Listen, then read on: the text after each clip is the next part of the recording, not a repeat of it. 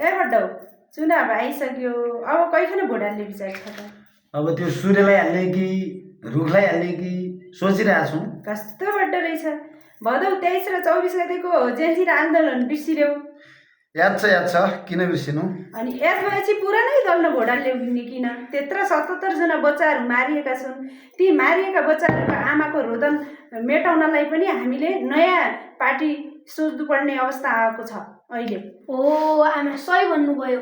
ती पुराना दललाई अझ भोट हाल्यो भने हामी ठुलो भएर खाडी मुलुक इन्डिया दुबई कतार जानुपर्छ र बिल्छे खेलाउनु पर्छ पसिना बगाउनु पर्छ। त्यसैले भए पनि नयाँ दललाई भोट हालेर जिताउनु पर्छ। बुझ्यौ बड्डौ? पुराना दललाई भोट हाल्यो भने तिमी घरबाट निकाली पाउला। हो घरबाट निकाली पाउने खालको बड्डो हो यो। घरबाट निकाली ल त्यसो भएपछि अब तिमीहरूको भोलिका बच्चाहरूको सन्ततिको भविष्यका लागि भए पनि ती मरेका 77 जना जेन्जी बच्चाहरूको सपना साकार गर्न भए पनि अब हामीले सोचेर यो पालिको मत नयाँ पार्टीलाई हाल्छौँ। मत र सोच दुईटै परिवर्तन गर्छौँ। हुन्छ? ल सबैले नयाँ पार्टीलाई मत दिउँ है त।